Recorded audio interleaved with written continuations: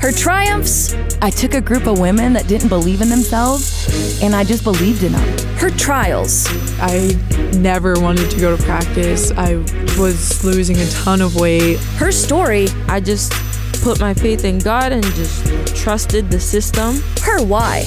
I want people to see what I did and say, oh, that's so awesome. I'm going to be better than that. That would be how I hope that this journey ends. This is Her Why, where we tell the stories from BYU women's sports. Here is your host, Lauren McLean. Playing one collegiate sport is hard enough, but can you imagine playing two? I sat down and talked with two Cougar alumni, Lindsey Metcalf and Caitlyn Alldredge, who did just that. I'm here with Lindsey Metcalf, former All-American dual sport athlete in BYU women's volleyball and track and field, and 2018 BYU Hall of Fame inductee. Thanks for being here with me, Lindsey. I am so happy to be here. Really excited to reminisce on my BYU days. And your first time in the broadcast building, it's a good day. Yeah, this is fun. Lindsey, you excelled in volleyball, track, and basketball in high school. Which sport did you start playing first? Well, I guess it would be basketball, just junior jazz when you're, 7 years old. So I guess that's my first sport. And then it just grew from there. Yeah. How did you start adding in the other sports as you got older? Well, my mom was a track athlete. And so in junior high, when it was offered at my junior high, I just decided to go in and be on the track team for junior high. And I had an incredible experience there. The woman there, her name is Glenna Padfield. She actually ended up working at BYU after she was done at the junior high in Orem, Utah. But she was so amazing for girls' sports. She was very passionate about providing opportunities for girls. And so she brought in some amazing coaches. And so I just, from 7th grade on, I had very good technical training in track, and especially in high jump, which I eventually ended up doing in college. I had a former BYU high jumper be my coach as a 7th grader, and that's a very unique experience that you get someone that knows that kind of, technicality for high jump to work with a young kid. I was going to say for junior high, that's got to be rare because I feel like they usually just pick some teacher, right, Exactly. that works there and is like, oh, you can be the track coach. So that's such a rare thing that you had that training early on. Yeah, I feel very, very lucky about that. Was track what you were drawn to the most at first, would you say? Well, I guess at the time, when I started, sure, that was just what I was doing in my life at the time. Yeah. I think I played soccer also pretty heavily in junior high. I was starting to get into competition soccer. But then by 9th grade, I had to make a choice. Track was always there. It was in the spring. I could always do it. But I had to make a choice come fall in 9th grade because that's when volleyball, high school, you had to choose. Volleyball and soccer were the same season. And I had just barely started volleyball in 8th grade. Just that winter, I played a club volleyball in the wintertime. But I'd been playing soccer and had some great teammates, so much fun, and I loved it. But my sister played on the high school volleyball team, and my aunt was one of the coaches. And so it was actually the hardest decision of my life. Wow.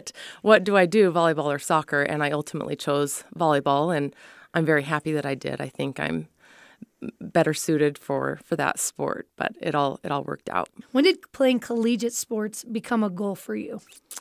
It was actually, I'll go back to this woman, Glenna Padfield, who was my track coach and then basketball coach in junior high. And it was on a bus ride on, an away game that Coach Padfield brought me up to the front of the bus to talk to me. And she said, Lindsey, I think I see a lot in you. I think you could do something at the collegiate level. And that was the first time it was even put in my head.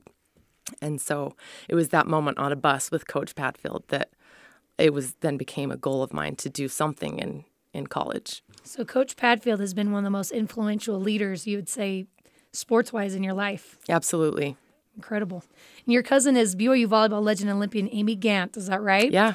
And did you two grow up playing volleyball at all together, or what was that like? No, Amy, she lived I grew up in Orem, Utah, and Amy actually lived there for a little bit, but I don't even remember when they moved. I was young. They moved to Colorado and then on to California. So we didn't have a lot of our, childhood together. Yeah. Plus she's, I don't know, 5 or 6 years older Okay. than me. So we didn't, Yeah. there wasn't a lot of overlap.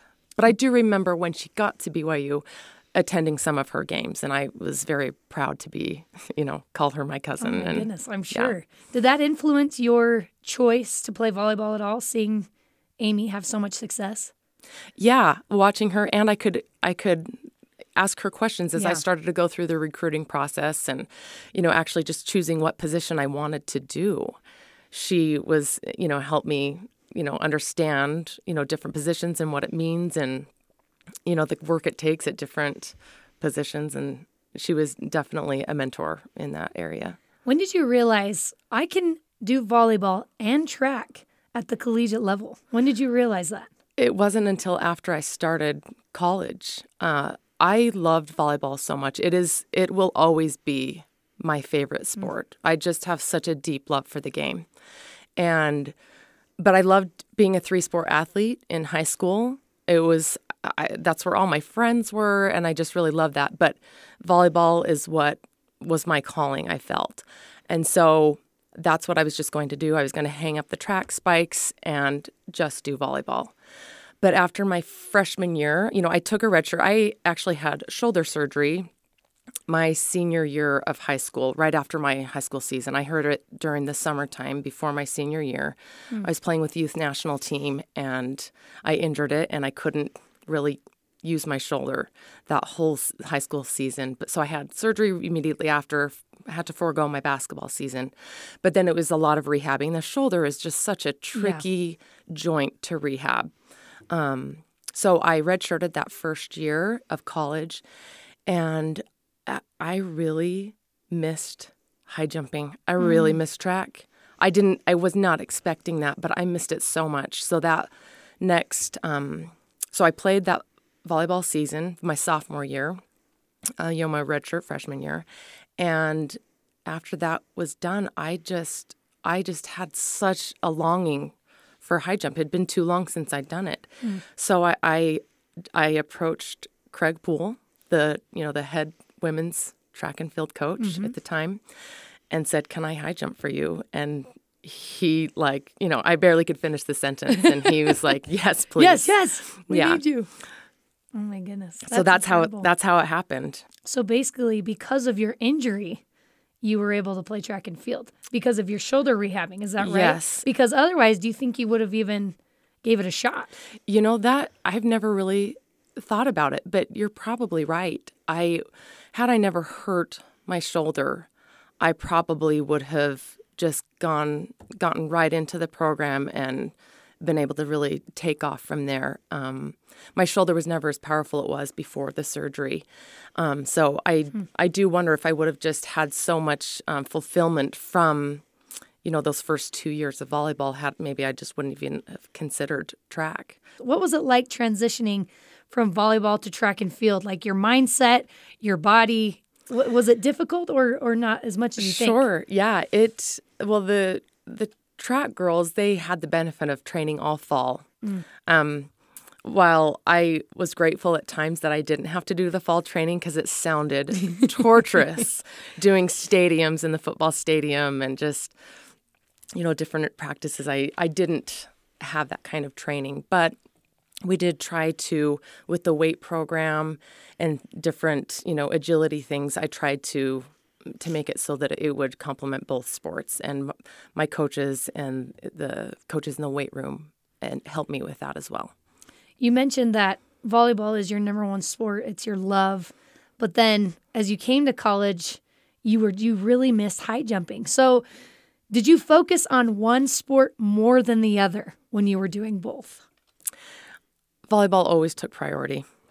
So during the spring season, while it's not the major season of volleyball, you still have you're able to practice 3 times a week or something like that. I can't remember the hours that you're allowed from the NCAA. And then you'd have a few tournaments. And I always attended those tournaments, and it always took priority. And Coach Poole was great to work with me on that because I was still able to do every track meet and there was one conflict where I remember we were able to take a foreign tour for volleyball. We went to Europe. We did Italy and Slovenia and Croatia, maybe one other, maybe Austria. I can't remember because I had to come home. So I started out in Italy and Slovenia, but it was the Mountain West Conference track championship that I had to come home and participate in. And so I flew home and missed the rest of the foreign tour so that I could do the track championship. You were also incredibly smart and accomplished in school. Oh, I don't know about that. You were. I mean, from what I read, you had phenomenal grades. You did well. You mentioned 6 hours of practice plus weightlifting. How were you able to balance school and sports? Yeah, well, luckily I was married. I got married after my sophomore year. And so I wasn't so focused on the social scene because I had my husband and, we had some great friends, but I could really, focus on schoolwork instead of, friends and parties and meeting people. So I don't know. I think my childhood raised me to be a very hard worker with a lot of grit and determination. And, my parents required a lot of us, my parents, they had us raise pigs and chickens at our house. Oh my gosh. Not for the eggs or for the meat or anything. While we did, benefit from that, Yes. it was my dad did it to give us chores to do. Wow. So it was just ingrained in me from when I was young to be a hard worker and keep your priorities straight. Okay, so you mentioned you got married, and I'm so curious about that because, again, with no time, virtually no time on your hands, how were you able to meet, fall in love, and marry your husband? It's because we had a little break in the volleyball season, I guess. So I met Benson, my husband, on September 15th, 2001. So I can remember that because on September 11th, 2001, our volleyball team was preparing to go to a tournament in Hawaii, which we were so excited about, right? Most of us had never been to Hawaii. And our bags were packed. We were about to meet at the Smith Fieldhouse when I got a call from my sister saying, turn on the TV. And, the towers were down, and that basically halted the volleyball season for a little bit. So that, our tournament obviously was canceled. We didn't go anywhere. That Friday, our coaches, when we normally would have had a game, gave us the day off. We didn't have practice or anything. So I was able to meet a teammate of mine, Becky Warnick, in the physical science lab to get some help on focus questions. And Benson was in there, and we just, kind of hit it off. We had just come from University of Washington the week before, where I played against his sister and met his youngest twin sisters at a fireside that we had put on. They gave the prayers. I remember talking to them. Met his parents at the banquet dinner that we had there. This was all before meeting him? This was before meeting, the week before meeting Benson. So it was serendipitous, I guess. What impact would you say he had on helping you succeed in all of this? Did he have any?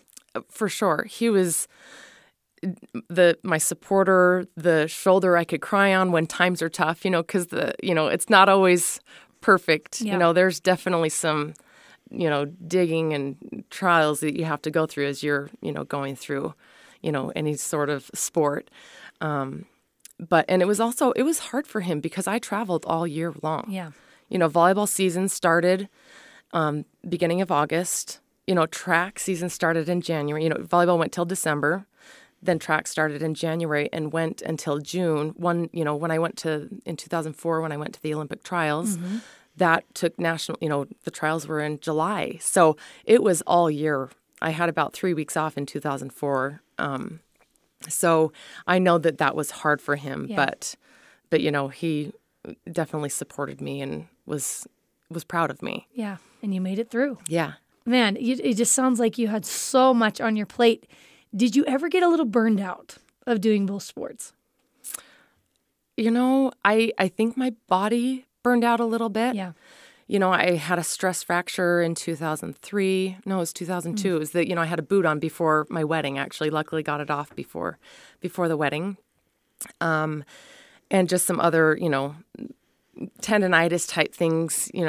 I think my body was kind of suffering, but my love for the sports just didn't ever wane. So your senior year, you were named Mountain West Conference Female Student Athlete of the Year, Mountain West Conference Scholar Athlete of the Year, NCAA Woman of the Year for the state of Utah, and BYU Female Athlete of the Year. What was your last year like for you, where you were able to win all these awards and accolades? It was very validating, because I did put in a lot of work, but I wasn't ever expecting anything. It was just it just felt so good to be recognized for, the efforts you put in. And I just was so happy and thrilled to be, nominated or awarded those different accolades. What an incredible collegiate career. And then you mentioned that you tried out for the Olympics in 2004. Yeah. What was that like for you, that whole process of trying to become an Olympian? It was so thrilling. I knew in my heart I'd never make the Olympic team. Yeah. But just to qualify to attend the trials was a big deal. I remember that it was the indoor season when I was able to jump the height to qualify, that Coach Poole told me that was the qualifying height that I just got. And I was like jumping up and down that I qualified to go. What advice would you give an athlete who is trying to play 2 sports at the collegiate level? I would totally recommend it. If they love it, both sports, I think a lot of kids get held back because they think it's just, we're just going to do the one. And if your coaches are going to work with you, then I say go for it. Absolutely. Because I loved having a team sport and an individual sport as well. I think that was a pretty unique experience because it's different. It's different dynamic. One's team, I love my teammates, and it's just so fun to accomplish something together. And while track is a team sport, you perform individually. And I loved that opportunity as well. That's incredible. I'm here with Lindsey Metcalf, former All-American dual sport athlete in BYU women's volleyball and track and field. Lindsey, thank you so much for coming on the show with me today. It was so fun. Thanks so much. Coming up next, my conversation with former softball and basketball player Caitlyn Alldredge.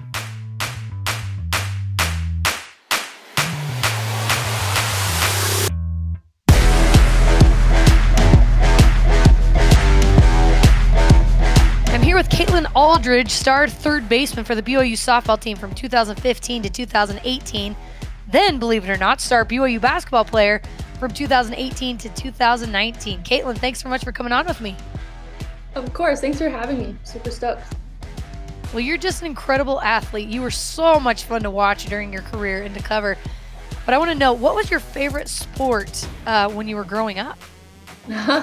That's funny. It was actually softball all the way. And to my dad's dismay, I actually hated basketball until 7th grade when my best friend convinced me to try out. I actually showed up to tryouts in jeans, and I was the only kid that could make a left-handed layup, so I started varsity.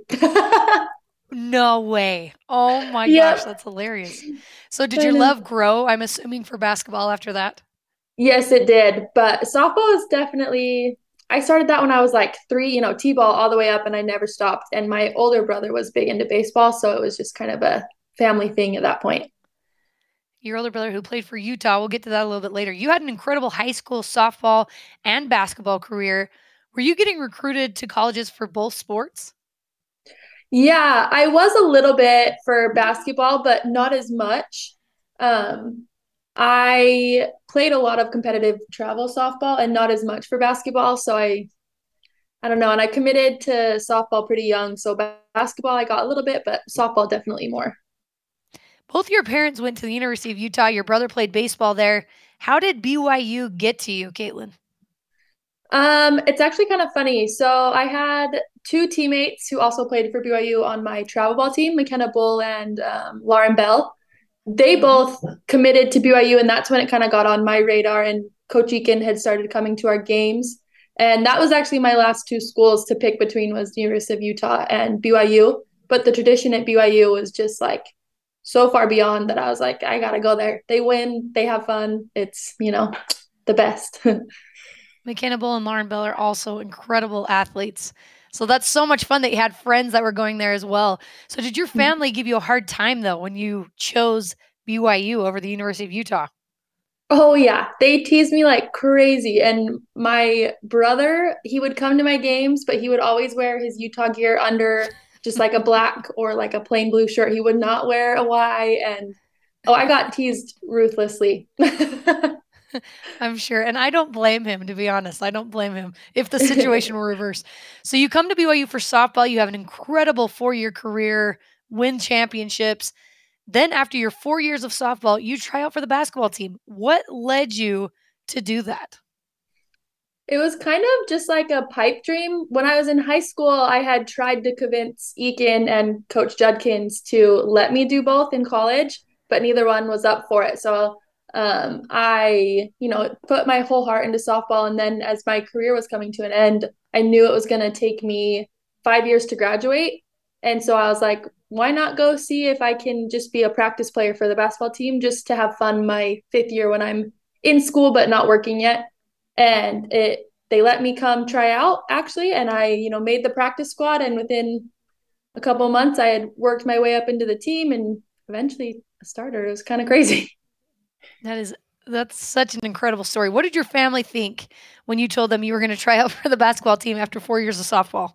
They were super supportive. They were all really stoked, especially my husband and my dad, because they are both big basketball fans and played basketball. So when I told them I was going to play basketball, they were pretty stoked and super supportive, kind of questioning like how it was even going to work, but it did. So you mentioned that you gave your whole heart to softball, but was basketball in the back of your mind while you were playing softball for those 4 years? Not really, until like I missed the sport. Like if you've ever, retired from a sport, you miss it like crazy, but not until my senior year really, when like I knew that like that career was going to end and I didn't really have any potential to go professional in softball at all. That kind of sounded rude, but anyways, and so I was like, that's when it started coming in my head. But I really did finish out softball with my whole heart into it and didn't think much about basketball until that opportunity came up later. So you spent 4 years training for softball. How long did it take you to prepare for basketball tryouts? I had 2 weeks after my last softball game when we lost out in the regional, before they had started their summer workouts. And that was my tryout, was going and playing pickup with them. And the coaches couldn't coach during the summer because of the rules, so they just watched. But I didn't have much time to prepare at all. I was like, I remember being so embarrassed at pickup. I would like pretend like I was getting water, but just be like huffing and puffing because like it's not the same conditioning shape at all. And I was like trying so hard to act cool and not act like I fell out of shape. Oh my gosh, I can only imagine. It really does require so much endurance. What was it like for you when you found out you actually made the team? What was your mindset? I was so pumped. The whole coaching staff at the time isn't who's there anymore, but they were all so nice. And like, I was just shocked they even gave me a chance. So when they said I made the roster too, I was like, you're kidding. This is amazing. And I don't know. I literally think I jumped. I think I like jumped for joy. I love it. How familiar were you with, obviously you knew Coach Judkins a little bit. What about with the other girls on the team? I wasn't on I was acquaintances with a lot of them just because in the athletic department you have, they have the different events for the athletes and stuff, but I didn't know any of them beyond just like knowing their names. So it was all new. So everything was new to you. So you have to build up your endurance and you have to get into better basketball shape. How long do you feel like that took until you were like, okay, I can hang with these girls? From day one, I knew I kind of had the potential to hang with them. They were definitely kicking my butt, but like I just could feel that it was coming back. But it did take a while. I would say it took a good solid 4 or 5 months until I felt like my basketball skill was back up to where it had been. But obviously this is a collegiate level, so it needed to grow from there even more. But yeah, it took a lot longer than I was hoping, but also it didn't take as long that it like never happened for me. So. Right. So in that lone basketball season, there were times you either didn't play at all or you were playing sparingly. And then what changed as the season progressed and you started getting more time? I I don't know, 2 or 3 games into the season, I kind of had figured out where I was on the roster, just on the bench. And being a 5th-year senior is kind of funny, especially having been a starter and like things with softball. I like understood what was going on, and it wasn't like hard for me to sit on the bench. Like I was just so happy to be there. But I asked one of the assistant coaches, I said, like I would really like the opportunity to play. What can I improve on? And they told me it was defense. I just couldn't be a liability. They didn't need me to score, but they didn't need me as a liability out there. So from that day forward, I just started working super hard on my defense. And when they got into some tough games, they trusted me and threw me in it was versus Gonzaga. They threw me in the last like 3 seconds, and they were like, okay, you got to stop her. I'm like, wait, are you serious? What is going on? And you guys were incredible. Speaking of Gonzaga, I think you beat them 3 times that year. Is that right? Yeah, we did. It was crazy. Did your 1 year on the basketball team make you wish you had played more years of basketball? Yeah, I've said this before and I would never take away my 4 years of softball, but I wish I could have played like a full career in each. Like it's like impossible, and like the NCAA obviously wouldn't allow it. There's not enough schooling to get through. But when that year was up, I was like, man, I wish I could do this longer. It's like 1 year is like just a tease. Right. So you had some incredible opportunities and played with some incredible athletes on softball and basketball. You had some amazing memories and championships. With softball specifically, we'll start with that. What would you say is your favorite memory from those 4 years? Oh man. I think favorite memories were always just with your teammates, right? Like that's what I miss the most now, is in the hotel rooms, at dinners and stuff like that. But if it was about a game, I think, oh man, I don't know. Probably we beat Washington one time it was a tournament that was super cool. It was in Mexico. And so we got to go down to Mexico and like stay in an all-inclusive resort and play some really top-tier teams in that country. And we upset Washington, and I had the game-winning hit. That was probably my like highlight from softball. So cool. And then basketball was a little more condensed, and it was in more recent memory. What would you say is your favorite memory from being on the basketball team? Oh man, same thing as it goes with being with teammates. That's obviously like the best. Definitely miss the girls. But in a game, I think when we won the tournament in Vegas, I had won championships before, but with softball, it was like expected. And like we were super pumped, obviously, but it was, like, what was it, 15 plus years in a row that we had won. And then with basketball, they hadn't won it in a while, and it was an upset against Gonzaga, and everybody rushed the court. And it was just, I hadn't had a feeling like that in a long time. Of those 5 rings that you won during your career, is there one that means more to you than the others? Man, I don't know. They all mean so much. I think basketball will always be unique just because of the story in and of itself. But my senior year of softball was super fun because we had lost a bunch of seniors the year before me, and people were questioning whether or not we were going to be able to uphold that record of winning the conference and going to the tournament, and we still did. And even though people doubted us, I think that one I have the most pride in, I think. So after graduating, you worked as an on-air analyst for BYU softball. What made you want to get into that? When I was in high school, I decided that I wanted to be the next Erin Andrews. Love it. And so I knew from the beginning that that's the major that I wanted to graduate in was journalism. So I chose that, and then the opportunity with BYUtv came up after I graduated, and it was amazing. I actually ended up working for the Utah Jazz for a little bit in their production booth, and wow. I'm not Erin Andrews, but it's still a dream. But you're Caitlyn Alldredge. Yeah. You're unique and you're yourself, and that's all that matters. Speaking of, I'm here with Caitlyn Alldredge, star third baseman for the BYU softball team and star BYU basketball player. Caitlyn, thank you so much for coming on the show with me. Of course. You can download and listen to all episodes of Her Why on the BYU Radio app or wherever you find podcasts. Her Why is a production of BYU Radio.